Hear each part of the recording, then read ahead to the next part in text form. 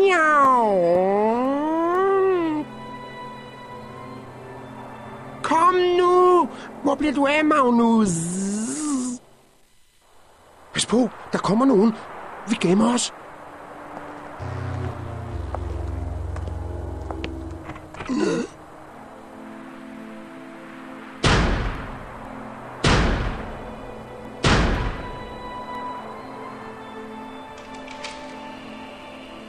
Herr Skummelsen.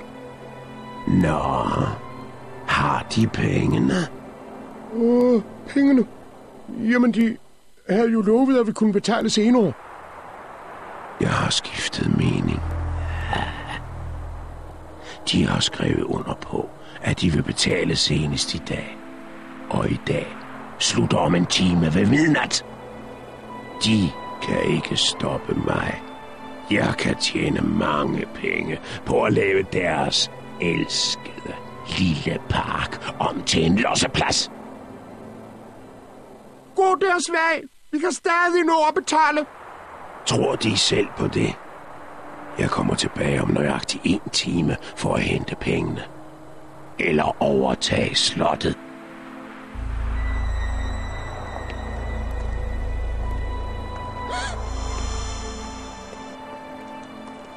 Bare vi kunne finde dine forfædres skat. På 1 sølle time. Vi har jo ledt overalt, min kære. Nej, mine forfædre har virkelig gemt den godt. Bare der var nogen, der ville hjælpe os.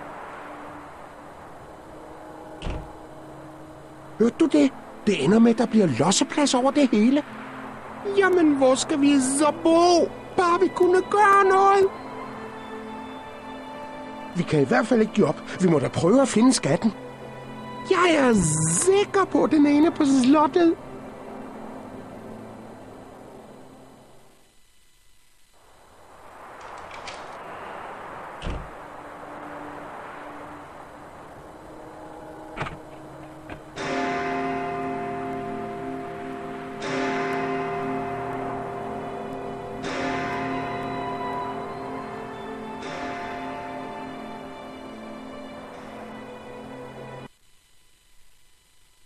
Sikke et kæmpe slot. Ja, mon ikke. Hvor mon vi skal finde skatten? Det ved jeg ikke, men jeg ved, at vi har travlt. Ja, velkommen til Let's Play Magnus og Myggen. Jeg hedder Asger, og jeg er din Let's Player.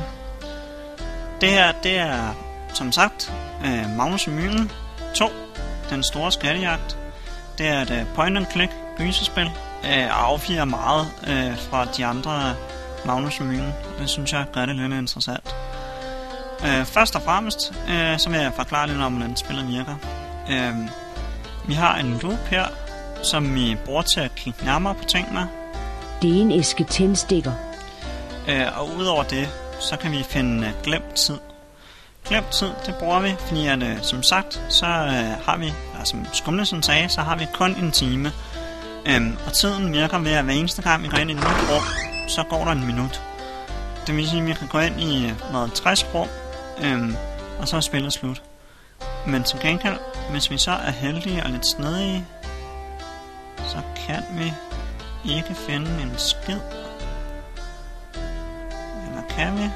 Der var det. Så kan vi finde noget glemt tid. Og det glemte tid kan vi så bruge til at få, jeg tror det er 10-20 minutter tilbage. Højst. Og det er ikke engang 20 minutter, det er mindre. Det er et par minutter. Yes, lad mig lige samle de her ting op.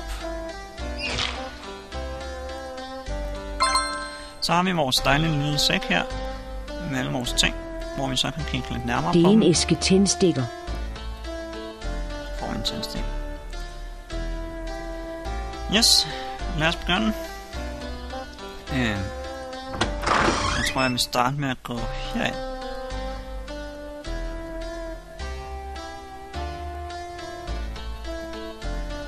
Se alle bøgerne. Er der en bog om skattejagt? Det er et bibliotek. Her ser ud til at være bøger om hvad som helst. Ja, det gør der godt nok. Hvad har vi fundet? Undskyld. En seddel mere. Se, Myggen! Jeg fandt en seddel. Sejt, mand! Står der noget på den? Det er lidt svært at sige. Men yes. Det er ret sjovt, der er kun 2, der lægger stemmer til alle. Og det er faktisk kun Jesper Klein, der lægger stemme til alle figurerne i spillet. Udover det, så er det Kirsten Senius, som de fleste nok kender som Kirsten fra Anna og Lotte, som er fortælleren. Det er en stor, blød lænestol. Der er mørkt under den. Det synes jeg er meget sjovt. Det er grevens våbenskjold. Lærer detalje. Udover det, så har jeg lagt mærke til, at rundt omkring på slottet, der er billeder af forskellige, der har været med til at lave spillet. Det er et maleri af slottets grundlægger, Grev Edelborg den anden. Lige ham dernede er faktisk ikke med producer. Jeg tænker rigtig ned. Ilden i kaminen varmer hele rummet op. Eller hvad han er. Så tror jeg, vi går herind. Det her, det er for øvrigt ikke et blind run. Jeg har spillet det en hel gang. Nu er vi i køkkenet. Har der været her før? Yes, fordi man bliver nemlig nødt til at være et køkken fra genkende. Eller hvad er der før? Det er et gammeldags køkken, og der dufter herligt af god mad.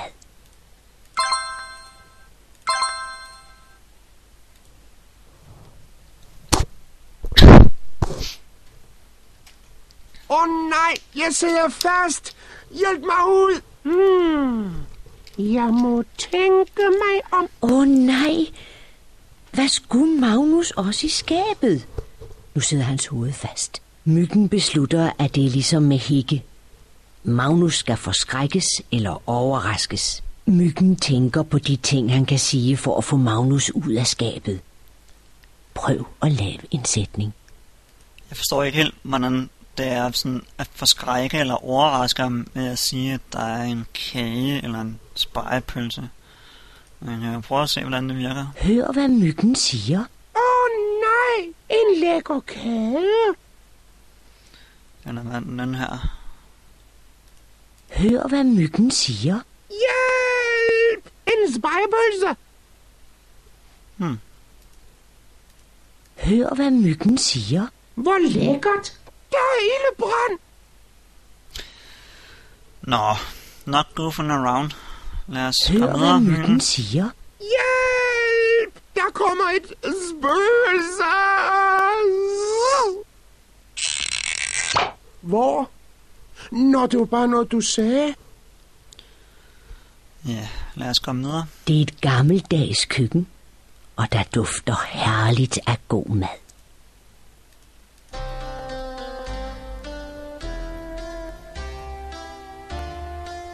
Første sal. Og en masse døre. Hvilken en skal vi vælge? Lad os se, hvad der er at vælge mellem. Jeg starter herover denne gang. Sikke et mærkeligt værelse, Myggen. Herinde kan man kigge stjerner, Magnus. Ja, her er så vores første puzzle. Og det er simpelthen solsystemet. Vi skal bestemme planeternes position ud fra, de rigtige positioner i solsystemet. Og til at hjælpe os har vi den her dejlige bog. En bog om solsystemet. Lad os se, hvad der står. Merkur. Så hvis man nu er i tvivl om, hvor tæt Merkur er på solen, så har man lige tjekket det. Den er godt 60 millioner kilometer væk. Hvad så med Pluto? Pluto. Og den er så en lille smule mere Jorden. Jupiter. Saturn. Kan vi prøve at gå på nettet? Kan vi se. Nu kom der frem. Se hvad der er engang. Hvad den kommer frem med. Næh. Deres hjemmeside. Så den linker ikke længere til det rigtige. Skide godt. Sådan. Lad mig så se, om jeg kan huske den rigtige rækkefølge. Den skal der. Den skal der. Så er det Mars her. Og så har vi Jorden. Og så har vi den her. Så har vi et dejligt Pluto, som ikke længere er en planet, desværre. Så kan det gå. Det er den rigtige plads, den har fået. Nej, helt forkert. Sådan. Sådan der. Sådan der. Og sådan der. Yay. Fik vi mentalt lidt tid. Og en nøgle. Og de fleste puzzles, der får man bare glemt tid. Men nogle gange får man også en lille belønning. Så det er altid rart. Sikke en rar stue, var Myggen? Ja, mon ikke. Altså lige bortset fra det bjørneskin der. Ja, sikke nogle bisser. Ja, hold da ferie. Og nogle gange så giver Magnus og Myggen sådan en små hints til, hvad man skal holde øje med. Som så her, der er det ret svært at se, men der er faktisk et viskelæder. Lad os undersøge, hvad vi har fundet. Og sådan en flaske. Lad os undersøge, hvad vi har fundet. Sådan der. Et portræt af Martin Edelborg den Glade. Jeg er ret sikker på, at det er en af dem, der var med til at lave spillet. Jeg er ikke helt, men temmelig. Det er et portræt af Carla Edelborg den 4. I hvert fald navnen, jeg ved ikke. Nogle af portrætterne synes jeg bare, ja.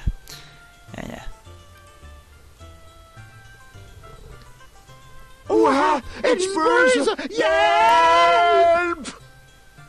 Ja, det var vores første spøgelse. Og der er nogle steder i spillet, hvor man ikke kan komme videre, før man har fjernet spøgelserne. Og hvordan man fjerner dem, det får vi jo se lidt senere. Jeg skal selvfølgelig den her stop. Sådan. Og jeg mener faktisk, at man mister endnu mere tid, hvis man møder et spøgelse, end hvis man bare går ud af rummet. Det er egentlig tjæret, så doven er jeg. Et værelse? Tror du, det er grevens? Det er et gæsteværelse, Magnus.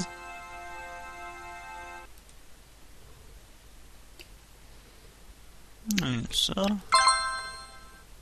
Og en bog.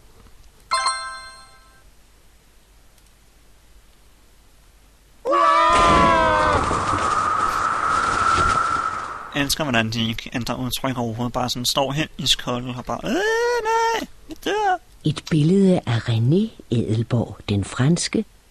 Så igen sådan overraskende detaljeret. Det er en gammel natpotte. Der er et maleri af et vandfald i bunden. Lækker detaljer også.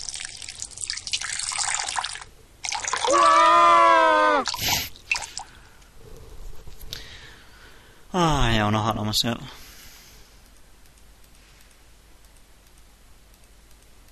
Der er ikke mere at komme efter. Nå. Et flot værelse. Se alt det spændende legetøj. Ja, det er nok grevens gamle værelse. Jeg får øvrigt mærke til den lækre detalje, at der lige er Thomas og Tim. Det var faktisk de samme, der har lavet det. Altså Thomas og Tim spillet. Jeg var faktisk ikke helt sikker på, hvem det er, der har tegnet noget af det spillet. Men jeg kunne forestille mig, at det er også de samme. Lad os lege lidt.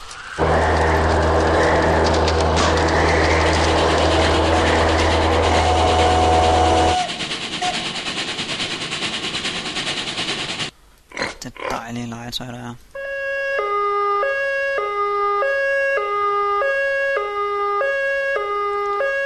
Et dataspil. Det kan faktisk være farligt. Altså, hvis man ikke passer på.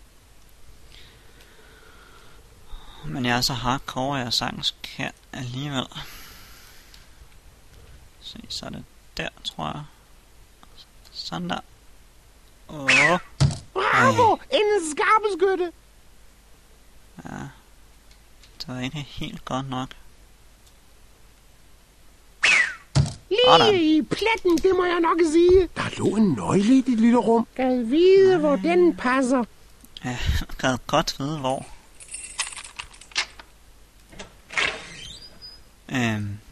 Lad os se, hvad der er.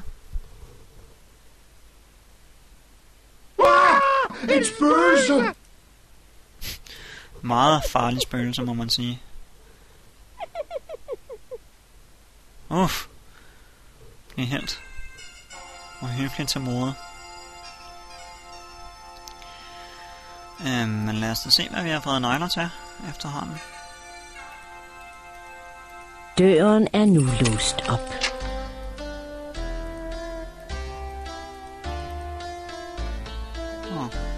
en nøgle, jeg har overset.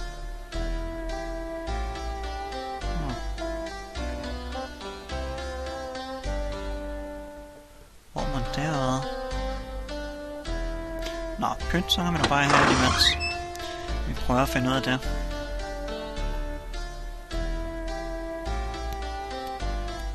En trappe? Det er sikkert trappen op til tårnet. Det var her, Gatter. Fører en utrolig uhyggelig musik. Jeg er virkelig ikke fordraget det.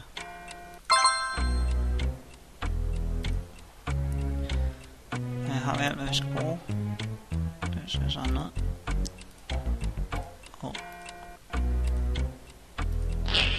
Har vi?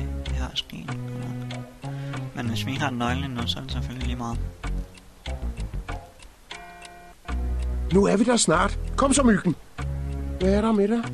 Jeg har en underlig fornemmelse. Jeg tror, vi skal passe på. Kan jeg vide, hvad det er? Man spørger sig selv.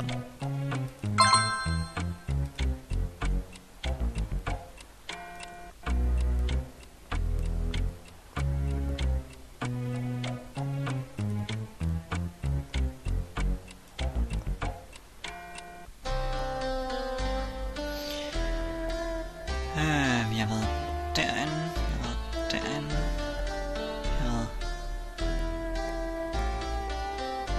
Det er børneværelset. Er det herinde? Det mener jeg faktisk, der er. Er det ikke? Nå, kommer ham der spøgelser bare igen. Uha! Et spøgelse! Hjælp! Ikke der i hvert fald. Det er heller ikke her. Og det er...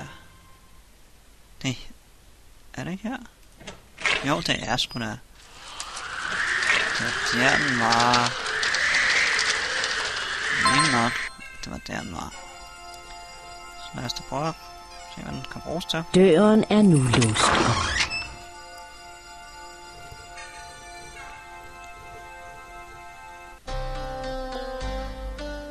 Spisestuen og et spøgelse!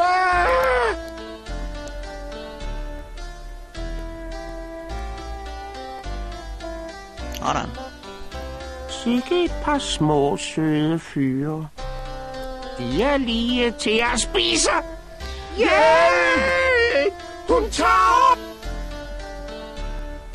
Yeah! Hun tager os!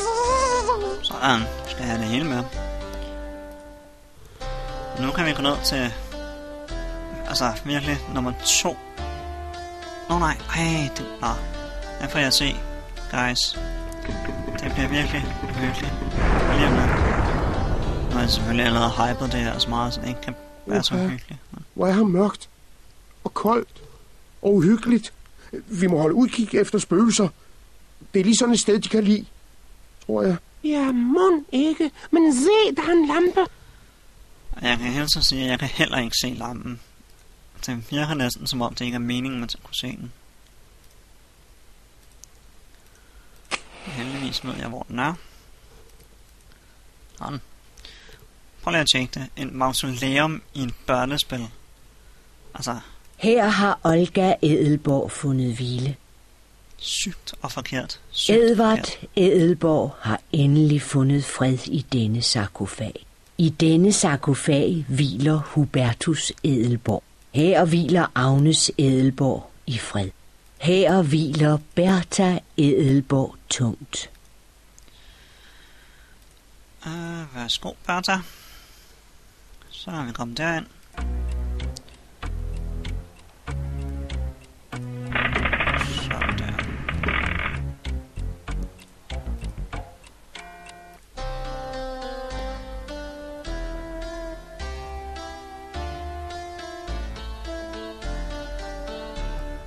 Læg mærke til Magnus Priceless udtryk her. Det er simpelthen smukt. Hvad har vi nu fundet? En kostbar porcelænsvase. Sådan.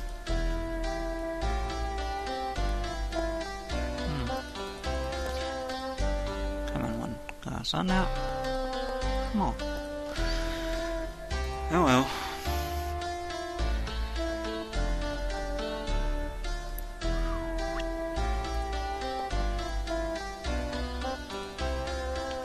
Jeg må nok heller lige gøre sådan her.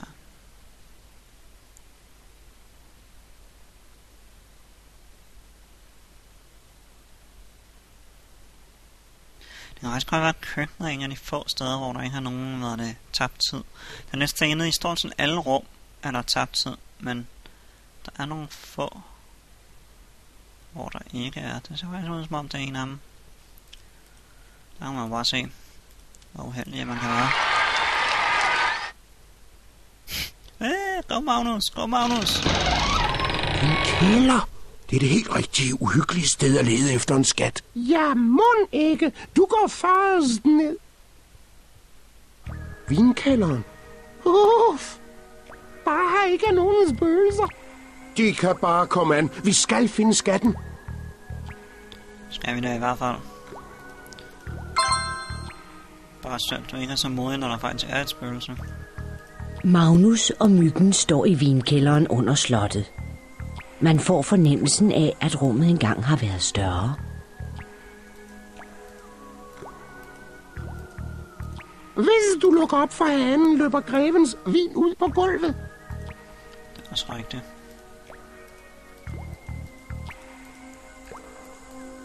Gør det ikke det? Nu fylder vi en flaske.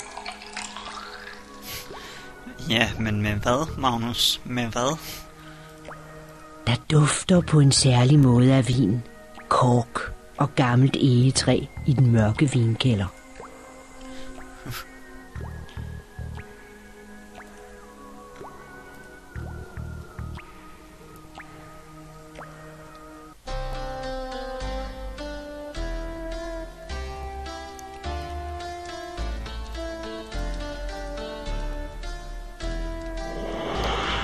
Se! En hemmelig dør!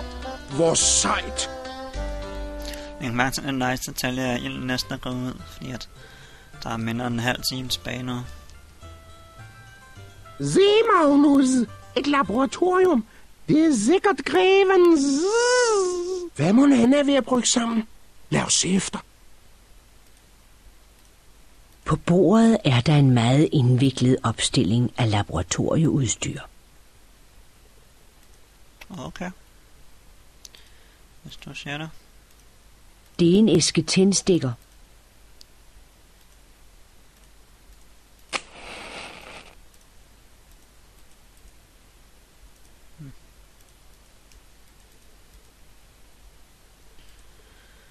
Sig mig, er det mig, der er helt dum?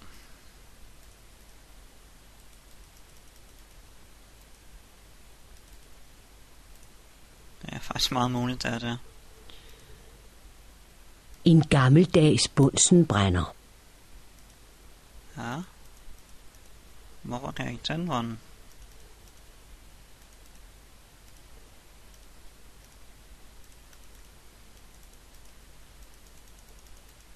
Nå. Det var den måske her.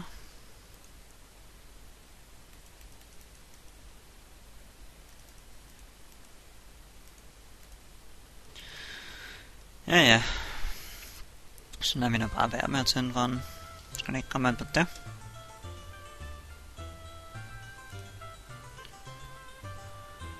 Lad mig se. Hvor skal vi nu her? Vi kan jo prøve at gå op her. Og her. En trappe til næste etage. Og et grønt spøgelse. Pas på! Nu smider det med dødningehoveder.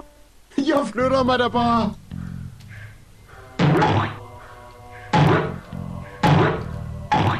Nej, Ups. jeg har ramt. Det var egentlig meningen. Det må jeg sgu undskylde. Det var nemt. Pas nu på, Magnus. Der var hjørnet. Ja, okay. Nej, jeg har ramt. Prøv igen. Kom så, Magnus. You can do it.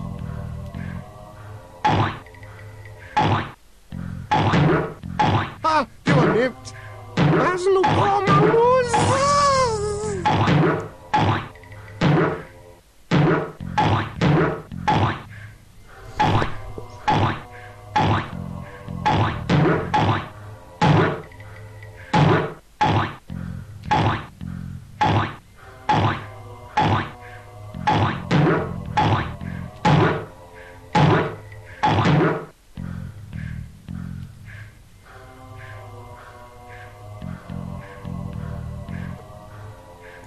Den dør ser solid ud med alle de søm. Jeg tror ikke, det er søm, Magnus. Det er snarere pynt eller måske noget helt tredje. Der står noget på sømmene. Du skal nok trykke sømmene ind i den rigtige rækkefølge for at låse døren op. Ja, og med de ord, så holder vi herfra for denne gang. Så I kan jo glæde jer til næste gang. Skulle meget gerne blive inden for ikke særlig lang tid. Så til den.